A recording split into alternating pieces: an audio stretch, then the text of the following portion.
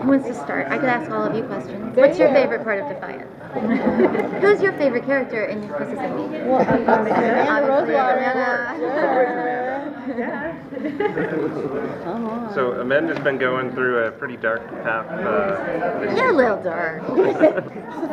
So are things gonna look up for her? Like we heard Kenya might be reappearing. Yeah, is that a good thing? For Amanda it is. I mean, yes. For the rest of the town?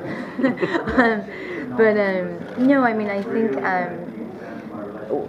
at the end of episode 6, we saw that Amanda, had quit Adreno for 2 weeks, so she is starting to get her life back together.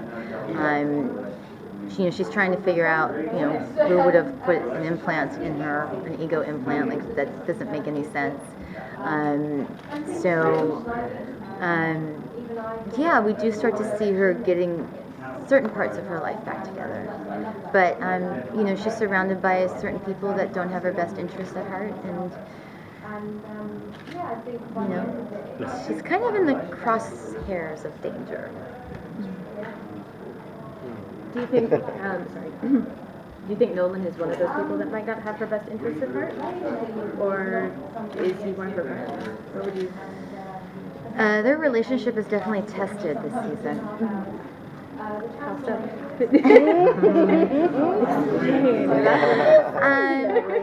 Let's just say it's just tested, and it's tested in a big way.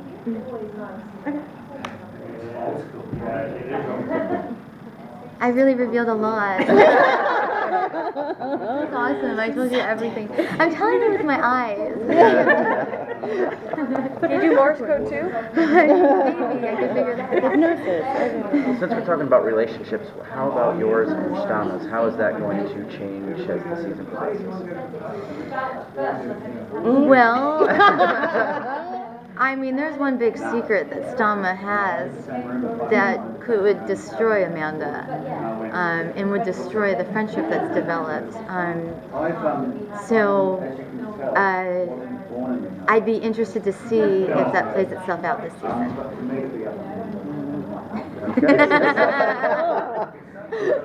You guys are tricky. This is a tricky game. Why do you think they made Tori leave? Oh, really? Yeah. You're all tricky. I don't know all of you. I've got my no spoiler radar. Well, to the degree that you can tell us. Right. What was your favorite thing to film for this season?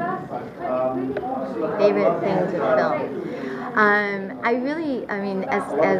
difficult as it was, that scene between Nolan and I in the alleyway where it was like the hallucination, as difficult as it was because it was extremely emotionally charged,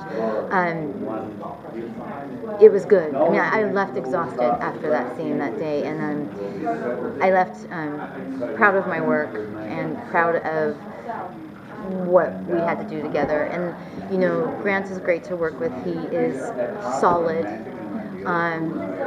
Man, I rail on him so many times physically, just pound on him, and he never once complains, and he doesn't even take a step backward. There's a scene coming up where I just have a full-on breakdown, and I rail on him, and my goal was to push him over. I honestly, because I wanted to push him over, and he's just so solid and he catches you and picks you up after and puts you back to one, and you do it all over again. And there's not many actors you can do that with. Well, we did see Amanda kick her ass as well, Yes, which we was kind of did. cool. I Might we see loved more it. now we see that side. Might that come out more often? I can't remember what's coming up. Well, I think we honestly all the episodes run together, so we do. We do see her be a bit of a badass the rest of the season. I love kicking that guy's ass though. And by the way, that poor stunt guy. So our director was like, really kick the shit out of him, because and I was like, but I don't want to. He's like, no, really do it. And I was like, okay. When you ask me to really do something, I really do it. I mean, I beat that guy up. I beat him up so bad, and he took it. And he was a stunt guy, so he was used to it. But I went full out on him. It was fun. I didn't have to go to therapy for a month. Yeah. Get all my rage out. I was so happy. Yeah, I could actually like handle customer service on the phone, my God. without getting angry. It was awesome. Traffic, no problem.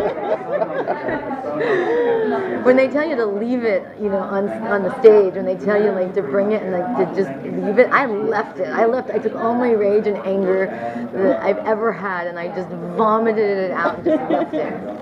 And I walked away proud.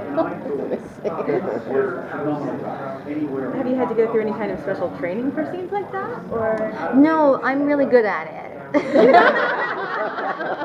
I am. I'm really good. No, yeah. I mean, throughout my career, I've done fight scenes and gun stuff and all that. So I guess over the years, I've had training. I'm a very physical person. I was an ice skater growing up. I was an athlete. I work out all the time. I've done my fair share of kickboxing classes. It's funny that Shelly, our stunt coordinator, and I've worked with her before. I did all those fights myself. There was no stunt double, and what she likes is that I make the fights look messy and scrappy, and that's like what I can do. I can't make them look perfect, but I can make them look scrappy.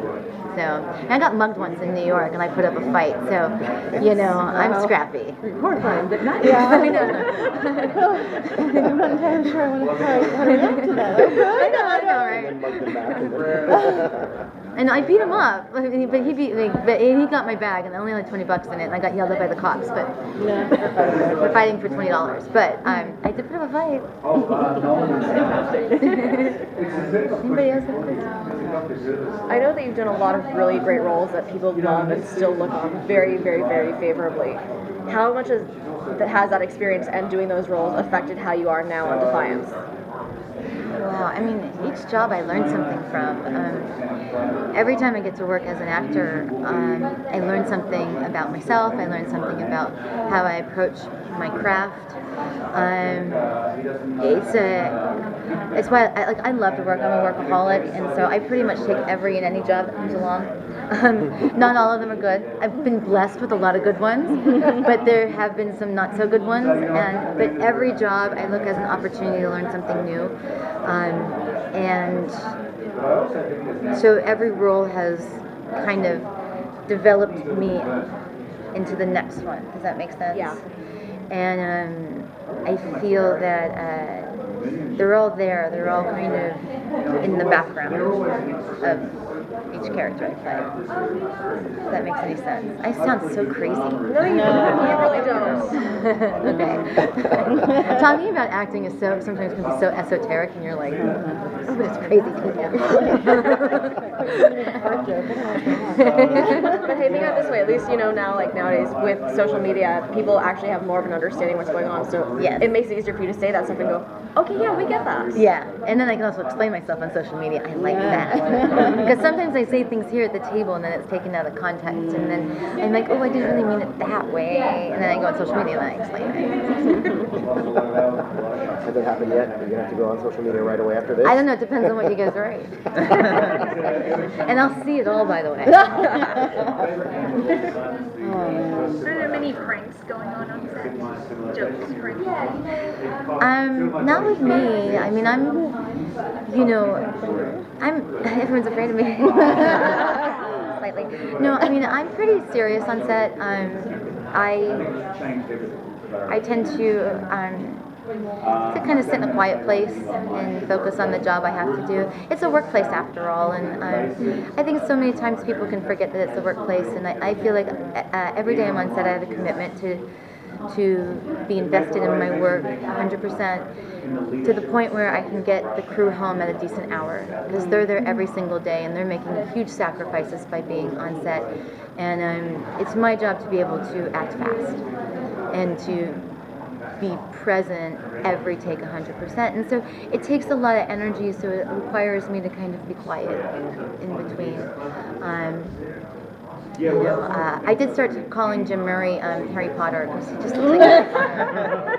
And it kind of stuck. Like, he just looks like him. When he comes in the morning, he's got these glasses and his hair's a mess. And I'm like, you just look like Harry Potter. He's like, no, I don't. I'm like, yeah, he looks like Harry Potter.